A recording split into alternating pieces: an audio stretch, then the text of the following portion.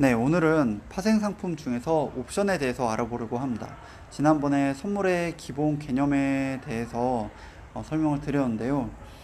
이런 선물이나 옵션이 중요한 이유는 일단 파생 상품의 기본이 되는 상품이고요.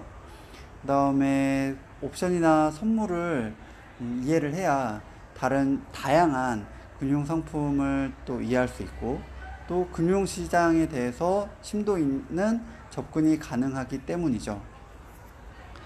자, 먼저 옵션을 사전에서 찾아보면 선물에 비해서 훨씬 쉽습니다.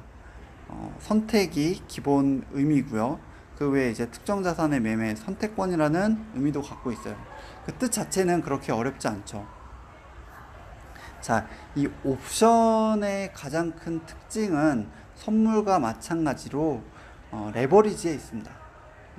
선물 같은 경우는 계약금이 레버리지에 영향을 미치죠. 그래서 계약금이 낮아질수록 레버리지 효과가 커집니다. 예를 들어서 1억짜리 상품을 사는데 10%가 계약금이라고 하면 이제 1,000만 원이 될 거고요. 그러면은 레버리지 효과는 10배가 되죠. 만일 계약금이 20%라고 하면 레버리지 효과는 5배가 될 거고, 계약금이 50%라고 하면 레버리지 효과는 2배가 됩니다. 그런데 옵션 같은 경우는 이런 계약금과 같은 역할을 하는 게 이제 프리미엄이 되는 거고요. 프리미엄은 이제 옵션의 가격이 되는데요. 이 프리미엄은 계약금보다 훨씬 더 작아질 수가 있어요. 네. 자, 예를 한번 들어볼게요. 자, 아파트를 계약하는 데 있어서 아파트의 금액이 1억이라고 볼게요. 네, 계약금이 10만 원이라고 하면 아까 선물을 설명할 때도 말씀드렸는데, 그러면은 레버리지 효과가 10배가 돼요. 제가 1,000만 원의 계약금을 주고 1억짜리 아파트를 갖고 있게 되면 10배의 손실이나 이익을 보게 되죠. 가격 변동이 생겼을 때. 그런데 옵션은 분양권이랑 비슷하거든요. 분양권 가격은 계약금과 달리 얼마든지 작아질 수 있어요. 심지어 마이너스 분양권도 있잖아요. 그래서 분양권이 100만 원이 될 수도 있고 10만 원이 될 수도 있고, 이론적으로는 분양권이 10,000원이 될 수도 있습니다. 자, 이 아파트가 1억에서 1억 5천이 됐다고 가정을 해볼게요. 그러면은 5천만 원의 가격 상승이 있었고요. 제가 만약 분양권을 10,000원 주고 샀다고 하면 10,000원 가지고 5천만 원의 가격 상승분을 먹게 되니까 5,000배의 레버리지를 갖게 되죠. 10만 원의 분양권을 샀다고 하면 500배가 되는 거고, 100만 원의 분양권을 샀다고 하면 50배의 그 레버리지 효과를 누릴 수가 있습니다. 자, 그럼 한번 생각해 볼게요. 이거 되게 좋은데라고 생각할 수 있는데, 이걸 만일 분양권을 매수한 게 아니라 매도를 했다면은 어떨까요? 그러면은 매수한 사람의 이익만큼 매도한 사람은 손해를 보게 됩니다. 자, 그 다음에 중요한 게 이 옵션의 손익 흐름, 가격 변동에 따른 손익의 변동을 이제 그래프로 그래픽화해서 개념을 잡는 게 중요한데요. 자, 살 수 있는 권리를 콜옵션이라고 하는데, 이 콜옵션을 매수했을 때를 한번 가정해 볼게요.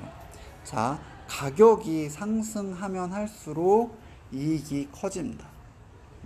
예를 들어서 제가 휴대폰 100만 원짜리를 101만 원에 살 수 있는 콜옵션을 얼마에 주고 샀다고 할까요? 10,000원에 주고 샀다고 해볼게요. 자, 그러면은 기본적으로 제가 10,000원을 지출을 했잖아요.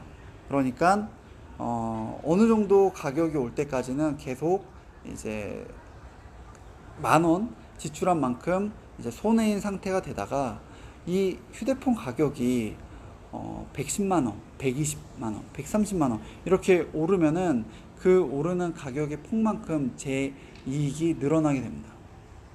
그래서 이 상단에 있는 그림처럼 그래프가 평행하게 가다가 손실로 이렇게 평행하게 가다가 가격 상승이 어느 정도 수준을 넘어서게 되면은 계속 우상향하게 되는 거죠. 반면에 매도한 사람은 이 콜옵션 매수한 사람과 반대의 손익 그래프가 나오겠죠. 어느 정도 가격이 올 때까지는 프리미엄 매도한 그 가격만큼 이제 이익에 있다가 휴대폰의 가격이 상승하면은 콜옵션을 매도한 사람은 계속 손실이 커지게 됩니다. 자, 그리고 하나 더 보도록 할게요. 팔 수 있는 권리를 풋옵션이라고 하는데요. 자, 풋옵션 같은 경우에 매수를 하게 되면은 기본적으로는 옵션을 프리미엄 주고 매수를 했으니까 손실을 보고 있다가 가격이 어느 정도 수준 이하로 떨어지게 되면은 이익이 생기게 됩니다.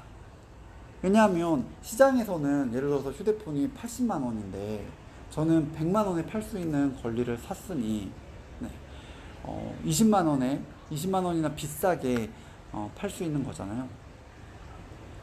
자, 반대로 매도를 했다고 하면은 이 풋옵션 매수한 그래프와 반대의 모양이 나오겠죠.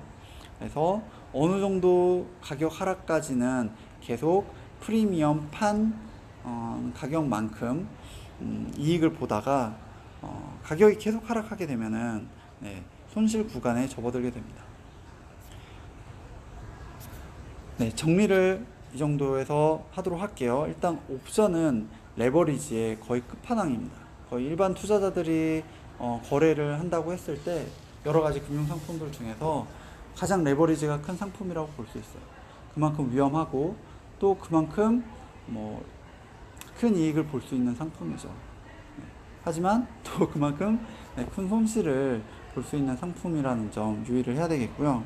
그 다음에 앞서 이제 네 가지 콜옵션, 풋옵션 매도에 따른 그래프를 보았는데요. 이런 네 가지 그래프 모양은 염두에 두고 있는 게 좋을 것 같습니다. 왜냐하면 앞으로 이제 여러 가지 상품들 또는 전략들을 얘기를 할 텐데 이제 기본이 될 거거든요. 이상으로 마치도록 하겠습니다.